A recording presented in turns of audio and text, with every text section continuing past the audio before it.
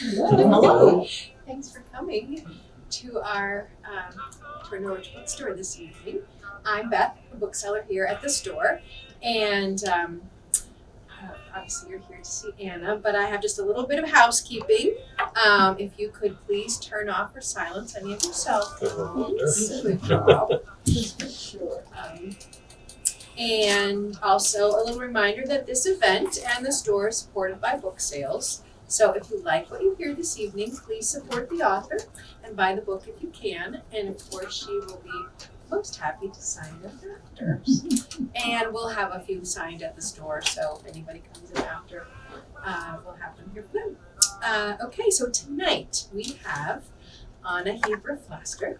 Very excited that she's here. She has written about Cuba and the Cuban American experience for national print and online media, including a long list of fabulous media: the Washington Post, the Wall Street Journal, the New York Times, the Boston Globe, as well as for her popular Substack, Cuba Curious. Her commentaries and storytelling have also aired on NPR's All Things Considered and PBS's Stories from the Stage. Property of the Revolution, the book we're here to celebrate this evening, has won several book awards since its April launch, including first place overall in Indie Readers 2025 Discovery Book Awards nonfiction category. Wow. That was a fun one. Yes. When she's not writing, she loves making paella for her 27 Cuban American clan, watching birds, walking in the woods, and floating on Lake Winnipesaukee. And after almost 40 years in the Boston area, she recently moved back to New Hampshire with her husband Andy, who's joined here this evening, and their Havanese pups Luna and Betty Moray. And without further ado, please join me in welcoming Anna Hebra Flaster. Thank you. Thank you. So Anna is going to start the evening by doing a little reading from her book, and then we'll have a few questions. We'll open it up to any questions, and Anna will be happy to give you her answers.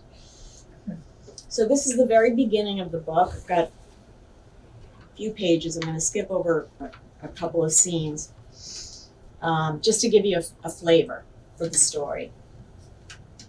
Juanelo, Cuba, November 1967. In our barrio, any kid worth her café con leche knew what the rumble of a motorcycle meant. Another family was about to disappear.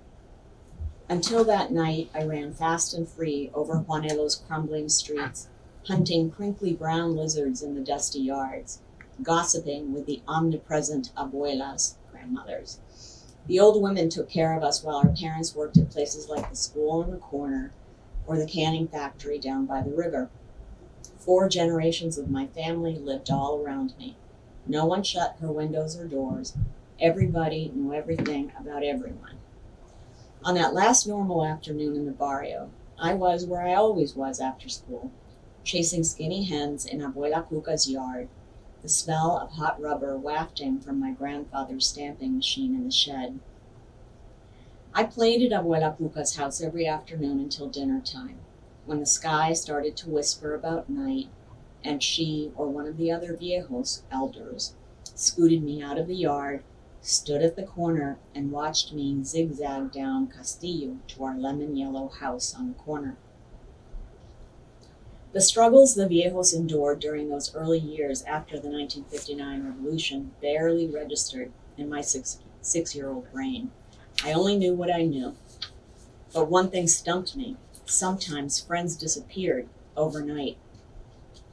After dinner every night, Florecita and I played Los Caballitos on the sidewalk. We searched for the biggest palm fronds we could find, straddled them, our horses, and raced at full speed, slapping our thighs with our free hands. Sometimes she cheated, sometimes I cheated too. Above us on the porches, the viejos rocked away in their chairs, talking, always talking. Later, in my bed, I'd hear the clunk of a motorcycle as it snuck into the barrio and wonder. By morning, the sound of the moto the night before would feel like a wispy thing that I'd only imagined. But the day I stood waiting for Florecita on the corner of Lumeramos in my school uniform, and she never appeared, I knew the moto had been real. My friend's shimmering green house was empty. A gray banner spread itself across the front door, sealing it shut. 40 long and distant years later, I learned what it said. Property of the revolution. Now the moto was back, chugging slowly down Blume Ramos. I flew out of Abuela Puca's gate, leaving the hens and the lizards behind, and took a left onto Serafina and a right onto Castillo, our street. I saw a crowd forming in front of our house and more people rushing toward it from different directions. Those bodies sent out an energy I'll never forget, a current that ran up the street, buzzed through my feet, and landed vibrating in my chest. I fought the urge to cry, to run back to Abuela Puca's. I wanted to be brave. My mother had shown me how to make myself brave on this very same rise on Castillo, where she taught me to ride a bike. She had let me go too soon, and I'd picked up too much speed. I'd crashed where the road dipped, tangled up in the pedals and spokes, bloody and bawling. Ya pasó, Mommy had said then, over and over.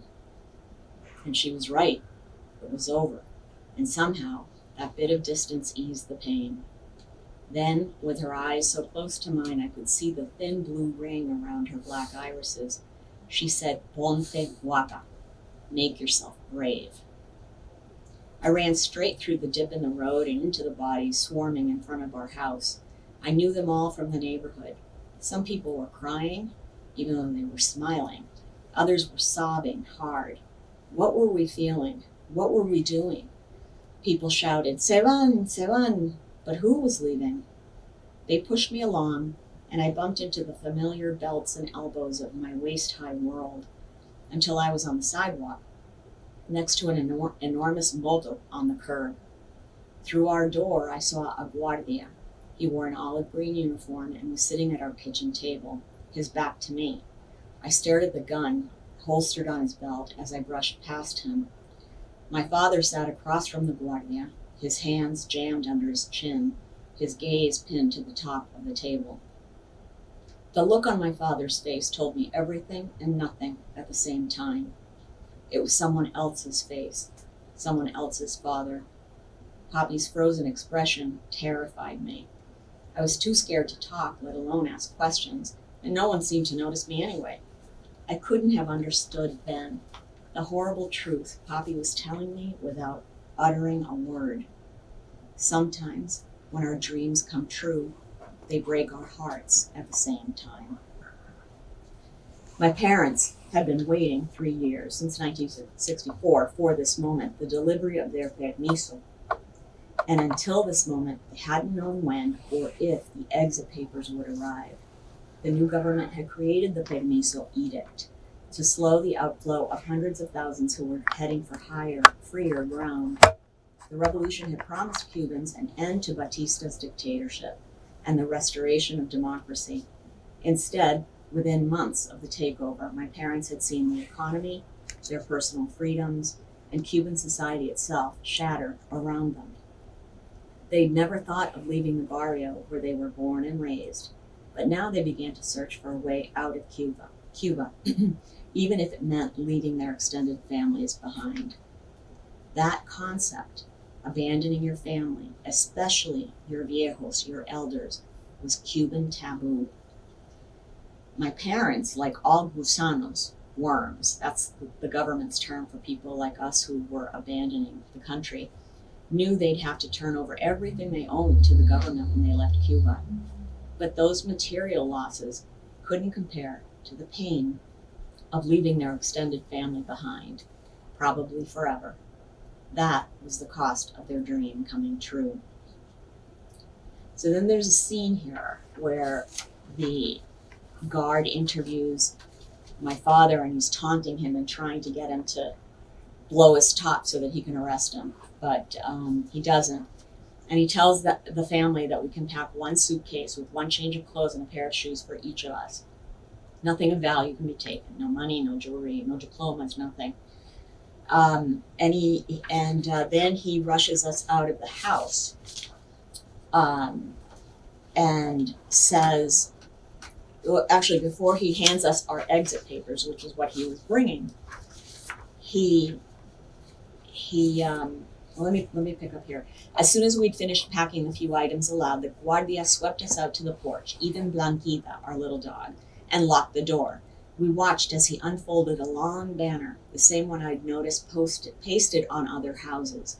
He stretched it across the door and over the jamb, pressing the glued backing into the surfaces. I remember the clap of his hand against the door and the stucco, making sure, very sure, no one would get back in without permission.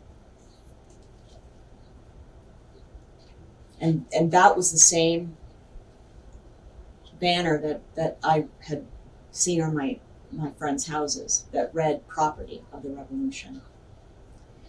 This was the scene that would spur my questions over the years. For the rest of my life, I begged the viejos to tell me their stories, hungry to understand what pushed each of them to the brink, how they survived as gusanos while they waited, exposed, with no guarantee of ever getting out. I looked up at the banner, stretched across our door, so crisp and powerful, and it wrecked me. Our house wanted to breathe, but that thin strip of paper was suffocating it. Oh.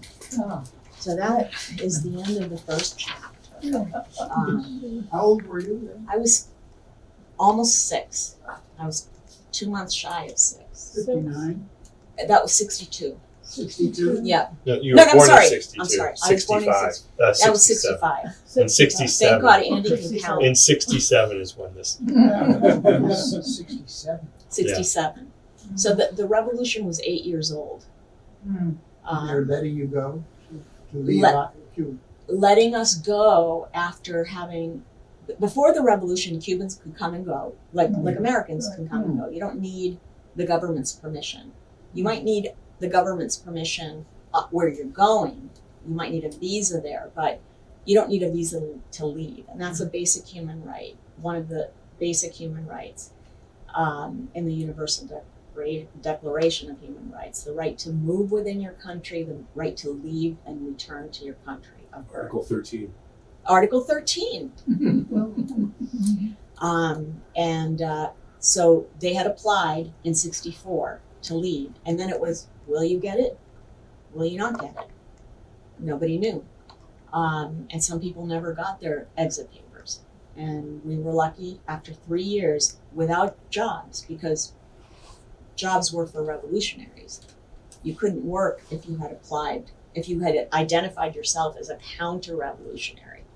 To get in the line of the exit visa, you had to out yourself as an enemy, literally an enemy of the revolution, which is why my father rarely left the house, because if the police saw a man in his prime walking in the daytime, they knew that he didn't have a job, he had to be a gusano, and they would arrest him. And maybe you'd see him, maybe you wouldn't. So, did I answer your question, Tony? You answered a lot of my Yeah. So Anna, why don't you start with why you wanted to write the book?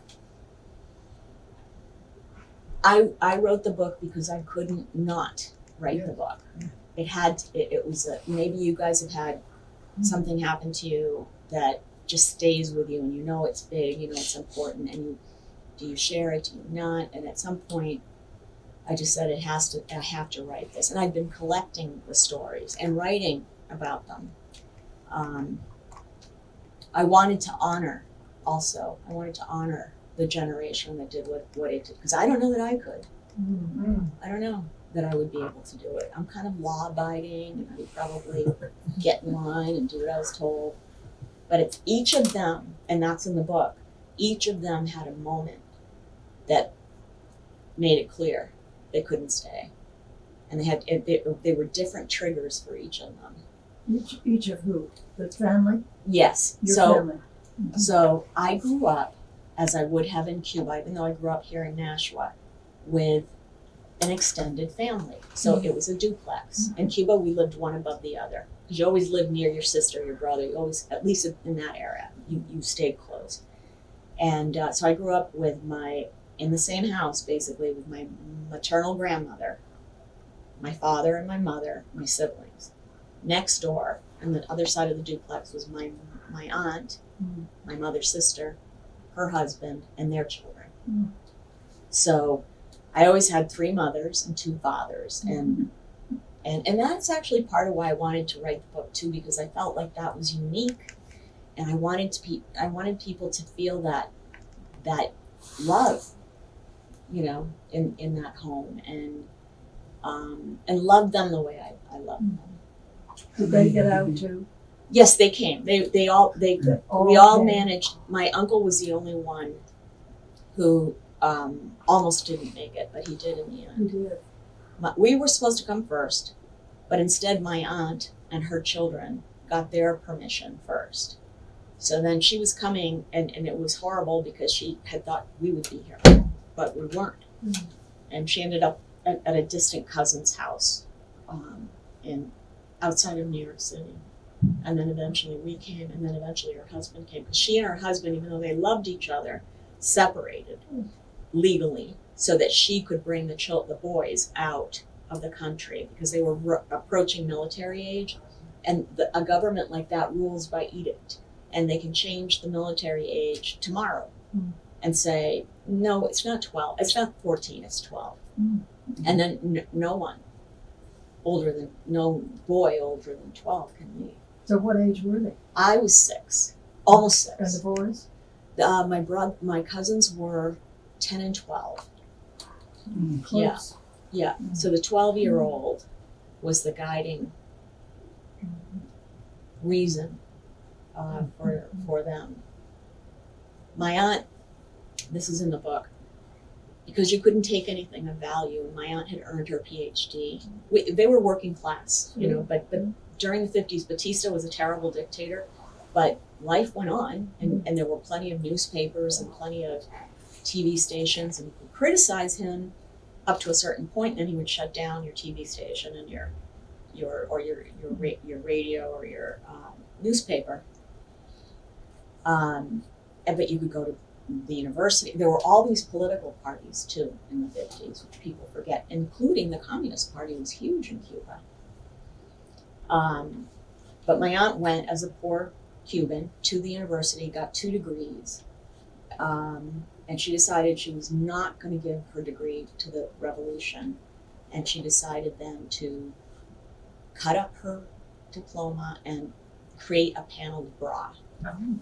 And my mother and she had a huge fight because that was a huge risk. They could have kept her. Maybe they would have imprisoned her. They probably would have imprisoned her. And because at the airport they went through everything.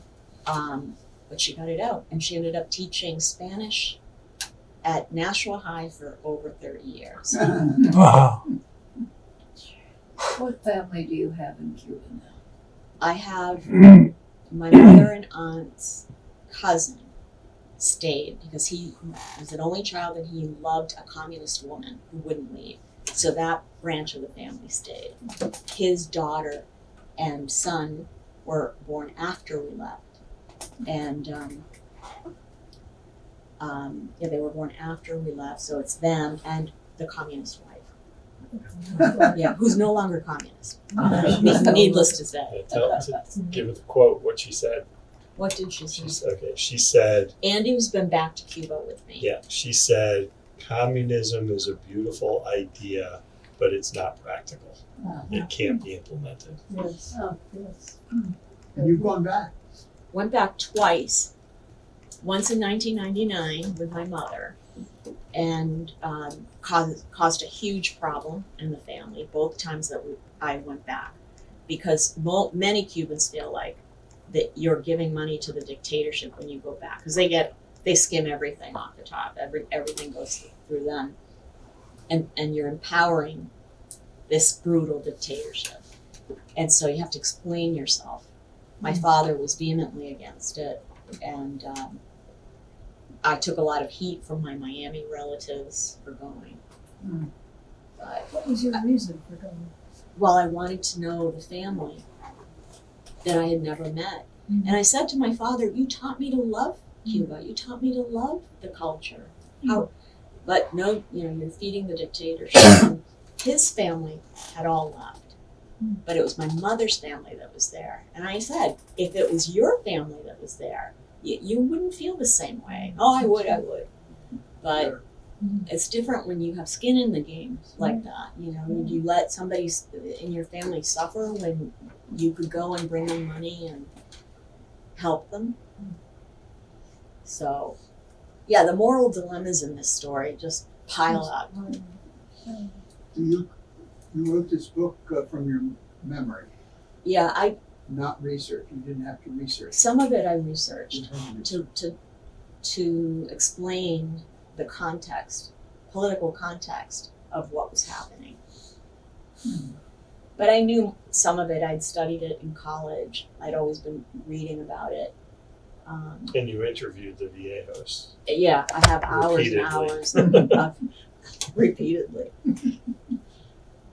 So I used a lot of that material, and in the book I describe scenes, and there's a scene in there where my grandmother's carrying my baby brother, and he's crying. This is when the guard is in there, the guard with the gun, and he's crying, and I describe how he's banging his head against her chest. I don't remember that, but she had told me that. Because he left welts on her chest from how hard he was hitting her. He wanted to get down, and she wouldn't let him down anywhere near that guy. Yeah. Why did you name the book Property of the Revolution? The banner, in a way, the banner Right. is everything. That banner, that's what that banner said. Yes. And it took me a long time before I even knew how to ask about it. The memories came back slowly, and but I was young by the time somebody explained it to me. And I thought, yes, property of the revolution, that's what they did. They took everything. It was theirs. And so it meant a lot to me. And I wanted New Hampshire in the subtitle because New Hampshire ended up being a wonderful place for us. Cold. Freezing cold, almost died. My grandmother was sure we would all die that first winter, sure of it. And she would, when we got off the plane, because then you got off the plane in New York, and You had to walk out. you had to of the walk terminal. out, into Off and the- we were at the refugee center. They gave us both boots and coats and whatever, and we were bundled up. We could barely walk down the aisle, and she had us in she didn't want us to breathe. She kept saying, "Don't inhale, don't inhale." She was smothering us. It was colder then. Yeah. Yeah, It was. we got a lot of snow. Within days of coming to Nashua, there was an 18-inch snowstorm. And my grandmother suffered a lot. There was no Spanish TV, no Spanish newspaper, magazines, nothing. So she had to wait for somebody from Miami or New Jersey, or there was a Mexican in Nashua, probably the only Mexican in New Hampshire at the time, and he would go back to Mexico City and come back with a magazine, and she would just fall on it, like, oh my God, language. Did she end up there too in Nashville? Oh yeah, she came with She us. came with you all the way. Yeah. And that night that we were kicked out, she was a part of the family, considered part of the household, and she didn't want to come. She came out of duty to her daughters. Because, as I said, leaving your elders, leaving your viejos is, you don't do that. You stay with them and you take care of them. And it's not easy, especially in a country like that where there's no running water sometimes. There used to be plenty of that. But you stay, and so she had my great-grandfather, her father, was in his late 80s. Her brother was in his early 60s maybe, and she didn't want to leave them. And my uncle said to her, you have to go because those daughters are going to need you when they go to work, and the husbands are working. Who's going to take care of their kids? Go, I'll take care of Papa. so she never wanted to come. Did she ever go back? No, by the time she went back, he had died. Because you couldn't go back. That's one of the things about the refugee experience is that generally a refugee can't go back. Or if they do, it's at high risk. And generally people from that country can't come out. So that's the thing. It's not like an immigrant, hopefully, usually chooses to go. And hopefully, usually can go back to visit family, and their family eventually can come and visit them. But there was no guarantee that that would happen, and many Cubans never saw their family members again. So, They were victims of social engineering. yeah, and I think it was deliberate. Fidel wanted to break up the family. They talked about wanting the family to be together, but It's a rival power. it's a rival To the government. to the ideology. I should tell him the story about my mother. Sure. So remember I was telling you that each of the viejos had a moment that made them realize. So my mother, my aunt, my grandmother were teachers, and my aunt had a little barrio school she started. And one day my mother was teaching, this was after the revolution, and soldiers showed up and said, "Compañera, comrade, do you mind if we teach a lesson?" And what was she gonna say? So they said to the students, "Who here loves ice cream?" "Oh, we all love it." You know, they're jumping up and down. And then he said, "Bow your heads and pray to God for ice cream." So they all bowed their heads. "All right, raise your heads," and there was no ice cream. Too bad God didn't give you ice cream. "Bow your heads and pray to Fidel for ice cream." And as they bowed their heads, and my mother couldn't believe that these soldiers walked in with ice cream cups and put them on all the desks. "Raise your heads." Oh, it was pandemonium. "Fidel, look what Fidel gave me." And that was the moment where my mother said, "There's no moral foundation here. This is exploitation." And she was so angry that she couldn't do anything to fix the situation because she was at risk if she did anything. What was the most surprising thing about writing the book to you?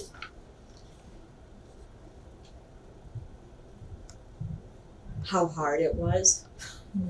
I thought I was so much closer when I sat down and began. The impact it had on my brother and my cousins, who, I had a trauma and I finally figured it out, and I finally, dealt with it by writing about it.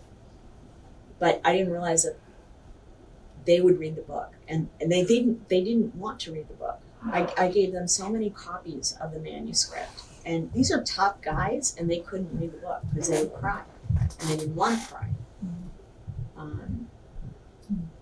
And so now that it's a physical book, they're finally reading it slowly and with difficulty. And they never really asked questions about it either, about Cuba. And like a lot of the stories in there are new to them for the first time. Yeah. Because Anna was always inquisitive, trying to confront it, her cousins and I just brother. love stories. I love hearing people's stories, and they had great stories, important stories. How are you not more bitter? You're remarkably lacking in bitterness. That's good to hear. I know, but how can you do it? How do you do it? I feel bitter sometimes. I feel bitter about an entire country that's not free, and that is and a dictatorship that is benefiting from many people around the world who are still in love with the Cuban Revolution. They were young during the Cuban Revolution. They saw Che Guevara, so handsome, and Fidel, and they were only 30 years old, and they saw themselves. It was a time when we were going in the United States through a social revolution. And I think for a lot of people, they fantasized it as a utopia. And we know a lot of American young young people went and worked there, and people from different parts of the world to help. And they still believe that the revolution freed oppressed people. And there are representatives in our government that, at all levels, that go to Cuba. They meet with the regime bigwigs. They say they talk to them about human rights, but they don't go to visit the families of the 1,000+ political prisoners who are in Cuba, for example, because that's risky. First of all, the government wouldn't let them do that.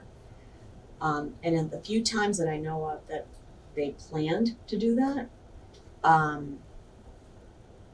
there was an incident, and then the government handlers said, no, you can't go because the family couldn't get here in time, and it was because the family was held back at home. So I do get bitter, I do. But not about what happened to us. I'm grateful about what my parents did, but I have the bitterness of that injustice that I know of, and I don't want to know about it.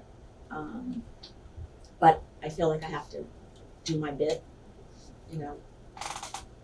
And so that's why I write Cuba Curious. But you know, there is a real bias to protect the Cuban regime.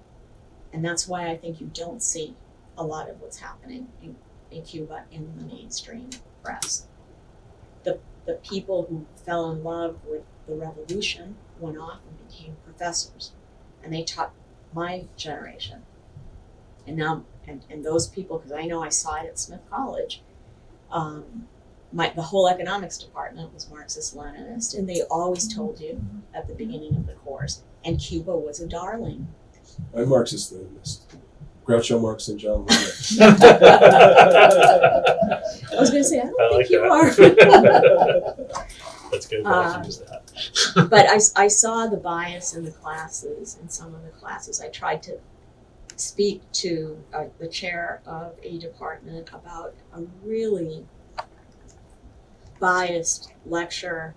He wanted nothing to do with it, and said, actually what he said, you shouldn't worry about Smithies getting corrupted in a 48-minute lecture because they've lived privileged lives. And I remember shaking his hand like an idiot on the way out, and then thinking, that's an injustice. They're supposed to be teaching facts and analysis, and it's a complicated topic. But to leave out a whole version of the truth that's based on first-person experience, right? First-person sources. He didn't want to hear it. He kept asking me, what did your father do? And I thought, what does that have to do with anything? He wanted to know what class I was from. And I said, my father was a forklift driver. But you were still privileged because he had a job. But what is lost in the story of Cuba is that it was second, third, fourth in many of the economic development categories in the 50s. Miles of paved road. In this hemisphere, but I think its GDP in the per capita in the late 50s was the equivalent of Spain or of Italy. I can't remember. I've heard it expressed as the highest standard of living in Latin America. Yeah. People, they had HMOs, people worked here, came back for their elective surgeries. They had an amazing medical system, education. Black Cubans had societies across the island, sociedades, and they helped each other, and they took up collections for homes and for education, and they had dances, because we had one in our neighborhood. One of the first things they did was close them, because just like he closed all the unions, a communist, closed all the unions. You could only be a union under the union that he created in that guild, which would never advocate for a worker because that was the government. And the government was the only employer after the revolution. So yeah, the reasoning for that was we've ended racism. There's no more racism. The revolution took care of it. So society, those black societies don't need to exist. And I think in the 50s, black Cubans made up 30% of the voter population, the registered voter population. There were black dentists, black doctors, black professors, and all of that was a really powerful society and across the country. So The last question I have is, what message do you want people to take away from the book?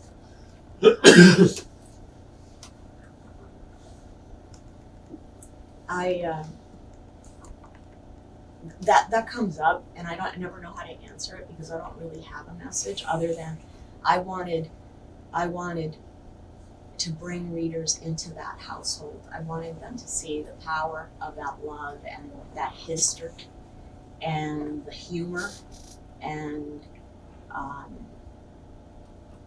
the courage that it takes to be an immigrant, to do what they did. And then they could take whatever message they wanted from it. But when I've talked to students, I say to them, I ask them to go to their grandparents and ask them about their lives. I ask them a story of a scary thing that happened or something brave that they had to do. Because that forms us. That's our identity in a lot of ways.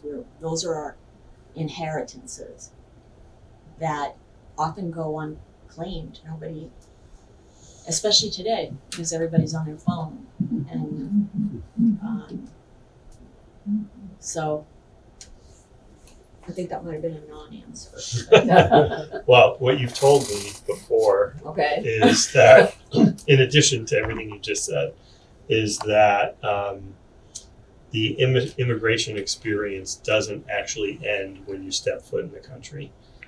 In many ways, Anna is still on her immigrant experience, 50, almost 60 years, 50 plus years, and you're still coming to terms with it, as shown by your cousins and your brother. Right. They're still That's true. trying to deal with it, and it's a trauma. It was a trauma for them. And a trauma I didn't recognize because I thought of trauma as like an American thing that Americans made up, and it took my daughter. When my daughter got close to the age I was, when that happened to us, I became very depressed, and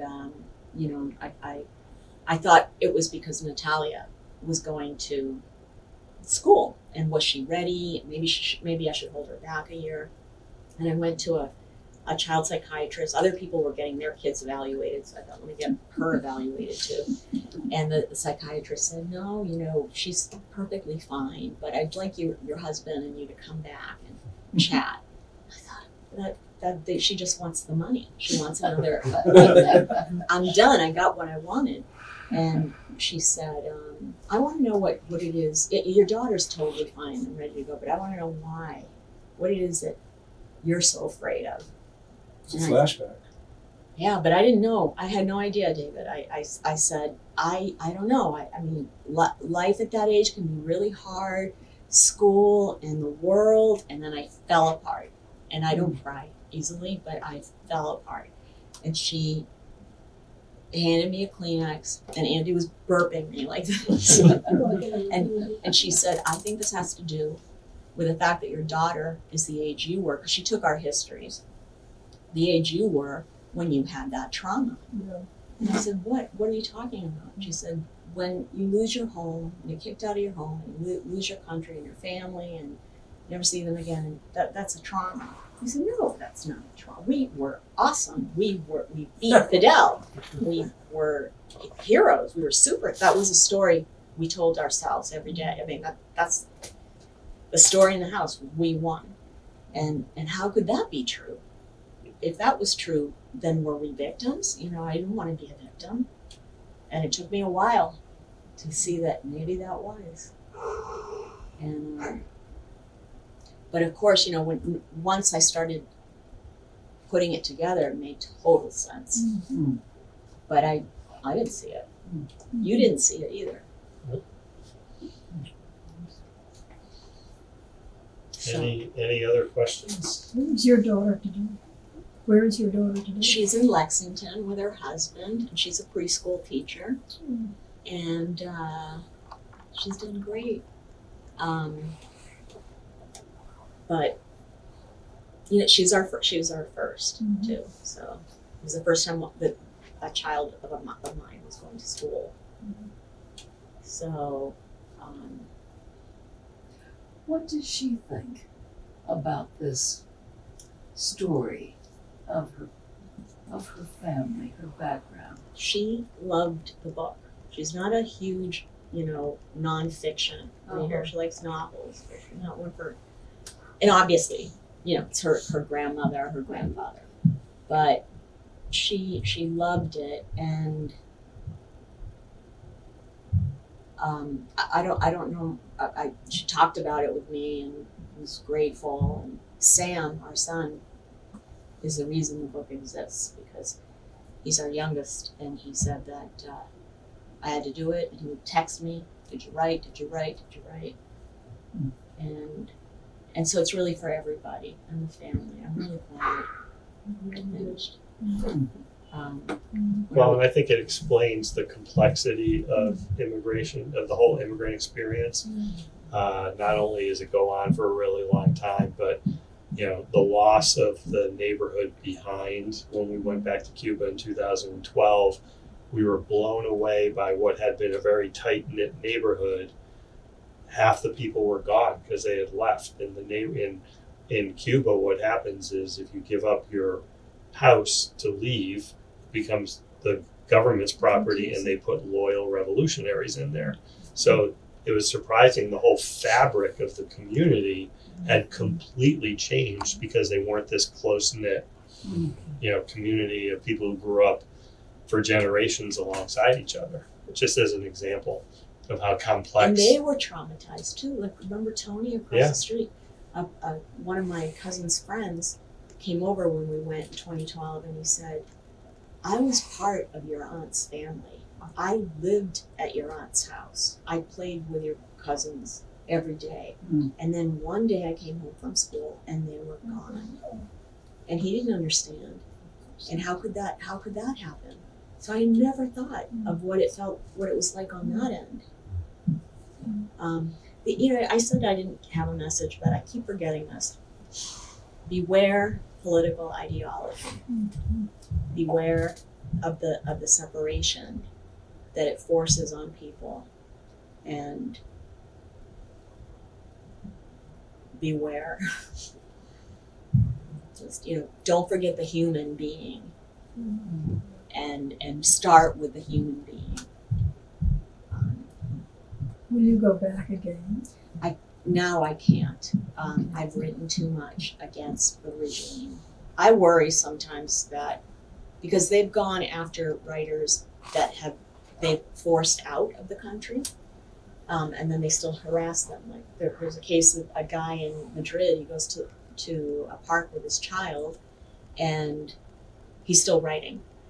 And men have come by him and just said to him, "You better stop doing what you're doing, or we know that your kid is here, and we know where you live." And same thing happened to another writer in Guyana who left Cuba and went to Guyana, he's now in Mexico, hoping to get from country to country into I've been very careful about that. yeah. I mean, I've published a lot of photographs in a lot of newspapers and magazines and books, but I've always navigated that issue very carefully. For example, I was in a car, some friends were driving me to Abdallah's studio, where I was working for Cuban American musician doing a recording session. Was that in Cuba or in Cuba? In Cuba. And we passed by this park, and they said, "Look, there are the Damas de Blanco. You want to get out and take some pictures. Tell them what the Damas de Blanco." That's a group of women who, in the early 2000s, decided they were going to support their imprisoned husbands and family members by wearing white, going to church every Sunday, and marching with a flower in support. And they've been brutalized. Really? And the government says it's not them, it's thugs on the street. It's the thugs that are paid. So I said, "Thanks, but no thanks." Yeah. I mean, if I get out of the car and go to this demonstration, I know that there are plainclothes security at the demonstration Of who are course. going to log my presence, Yeah. and that's not going to go well for And me. you look American, so No, I don't pass. No. Yeah. Although there are blonde, blue-eyed Cubans too, but generally It's not. the same as like, I met Ioanni in New York around 2000 something, and I even published a photo of her in a blog.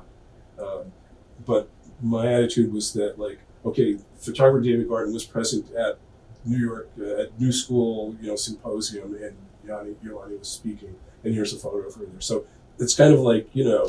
I'm not like saying, I'm not promoting her. Yeah, just Ioanni supporting- is a very prominent activist for democracy. Journalists. Journalist. And she enjoys a level of, I mean, there was this guy,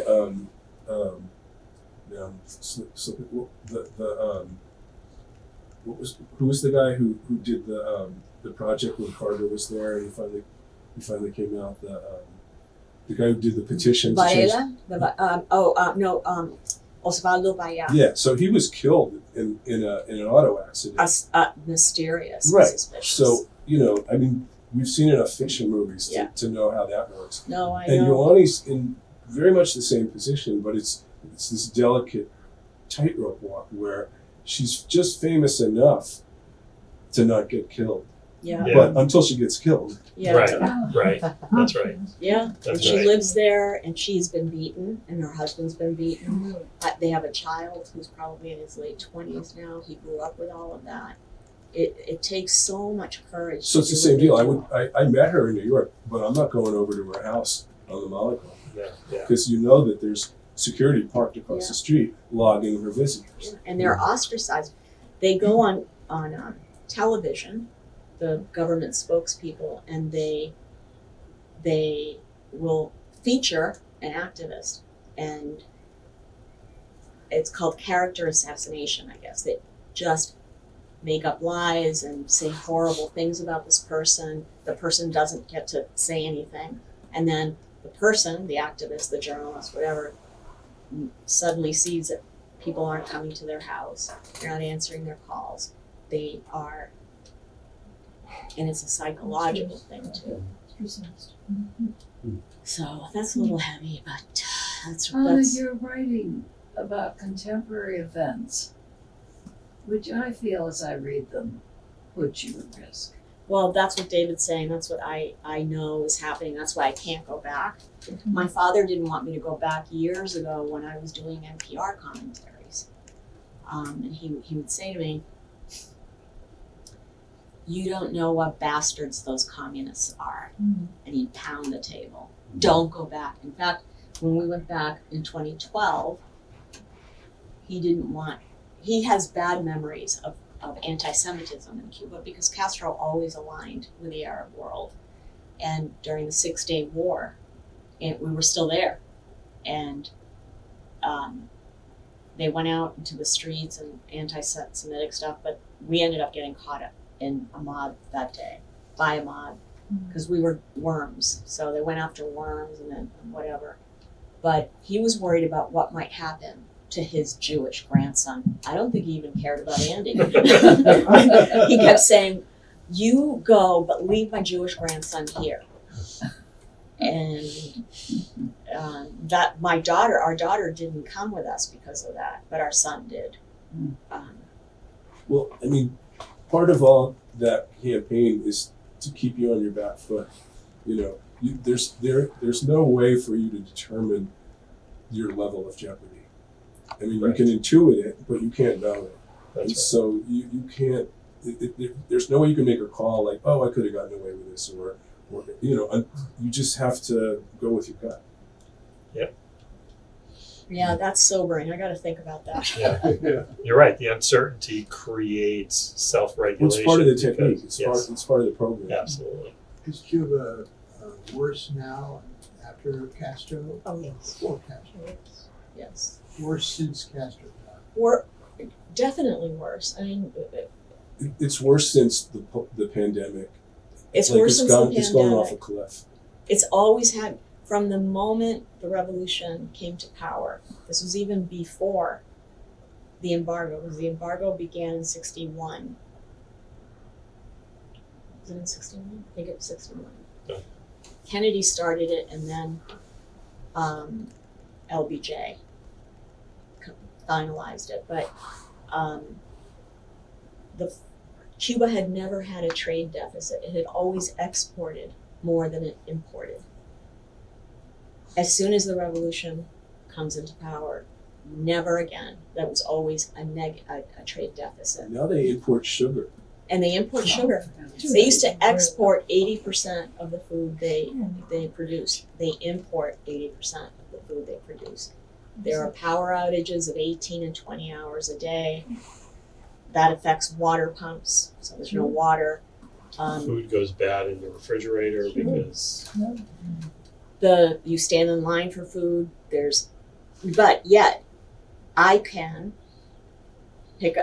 online order something from a company that's actually based here, an online company, Supermercado 23 or whatever. That's out of like Barcelona, I think. And- But they I use them like a couple times a month. Yeah, and then within 48 hours, a steak is at your relative's door. So that means the steak is in Cuba. Sure. Yeah, just And- not and they- available to the In a instant warehouse. In a population. warehouse. And because Cubans are all paid in pesos by the only employer, other than a few elites that were permitted to have semi-private companies. So they're paid in pesos, worthless. But the government has these stores that have some of these products at astronomical prices that you can only pay in dollars. and they're fundamentally So that's owned by the where army. relatives abroad come in. We're sending money. We send money, and in the exchange, it goes through the military conglomerate that runs 75% of the economy. They run the hotels. They run the anything that has to do with money, with exchange. And one of the hardest things for Cubans is watching in the middle of a power outage where, mother doesn't have a fan to turn on so to keep the mosquitoes off her baby, and watching across the city and seeing all the hotels lit up. And the hotels are run by the military conglomerate. At the same time that they're undergoing this economic crisis, they're building new hotels. And they're empty. They're like at Empty, 40% yeah. capacity. Yeah, I mean the tallest building in Havana is a new hotel. Yeah. Like it beggars the mind. Where are the tourists coming from? Tourists. A lot of Canadians, a lot of Europeans, but what's happened is that after the pandemic, as things went south more and more, because what do people do? They have to steal from at work. They pilfer things. And so things go missing at work. And so even in the hotel, sometimes things are missing and the quality is just poor. I've stayed in some of those hotels. Well, one. So people don't go anymore. They go Or to they the don't go back Dominican again. Republic, or and they've begun to be affected by these power outages. They're also reaching out for tourists from China and Russia. Are they getting them? Yep, they're Some. getting some from Russia. The Canadians are making money because they're one of the few. Well, Cuba does business with everybody other than the United States, and even actually with the United States. The embargo is blamed for everything, but 80% of the protein that Cubans eat, or at least in Havana, comes from chicken farmers in the United States that trade the only trade partner in Cuba is one, it's the government. Mhm. And the government doesn't pay. And the government buys what it wants and for its purposes. So it's buying for its banquets at the hotel, the different hotels. And so the average Cuban doesn't even, the last I heard about this was the government was getting frozen chicken from Southern American farmers for $1 a pound, and chicken was selling at the same time in Havana for $7 a pound. Oh my God. So that's the government, the humanitarian communist government's solution. Mhm. And so Cubans see this, and of course they want to rise up and change things. That's what they did in July of 2021. But many people landed in jail. Some are still there. And the world condemned what was happening. But they don't care that they're being condemned. Nobody did anything. Mhm. Oh. Unfortunately for Cuba, with respect to the world not doing anything, Cuba doesn't count. Cuba doesn't amount to anything. If we're talking about human rights, if we're talking about human dignity, and what everyone deserves just for having been born, that's one thing. But if you want to talk about policy and economics, Cuba just doesn't amount to anything. I mean, look at Vietnam, look at China. The United States couldn't possibly not be involved with those countries. But the United States can brush Cuba off because It's so unproductive. Yeah, When they it don't used- produce anything. The reason they lack hard currency is because they don't produce anything anybody wants. right, and the government also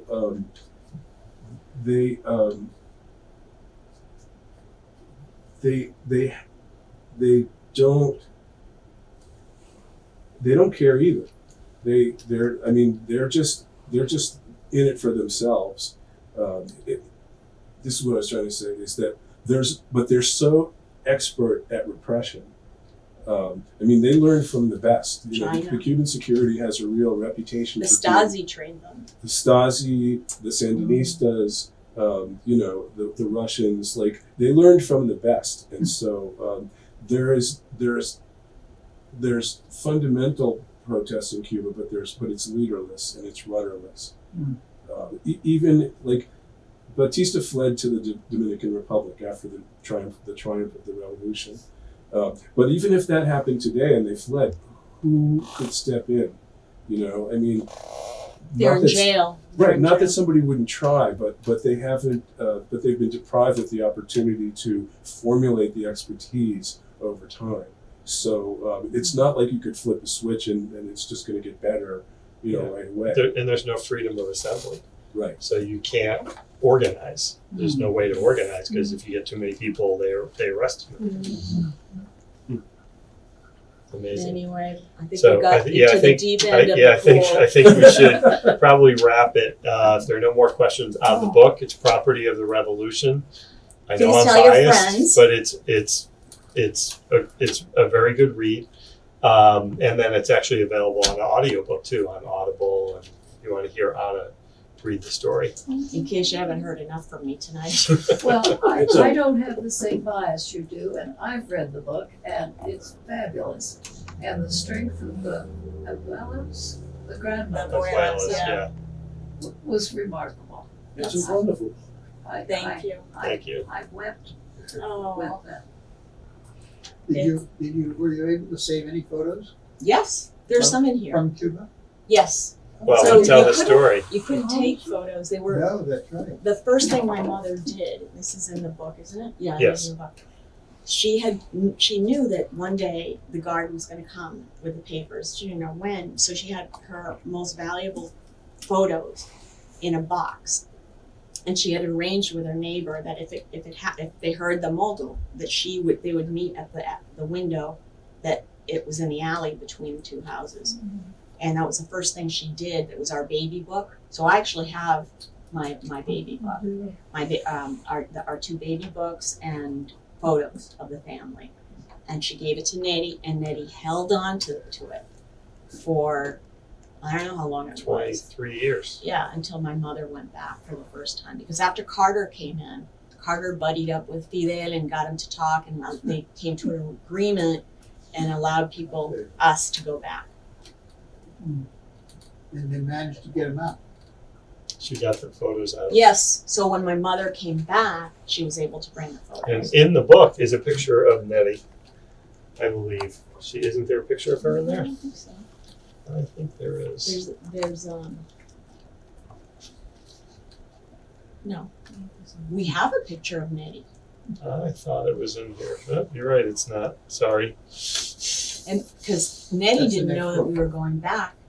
And what happened is when I got back to the neighborhood, I had a little baggie. I brought a little baggie and I went in front of the house and I picked up some dirt and some sand and some grass because I just wanted a little something. And the woman who got our house came out and said, "What are you doing?" And I said, "Oh, I used to live here when I was little." And we talked and she said, "Do you want to come in?" So my mother and I went in, and it was bizarre. It was, to be in that space again.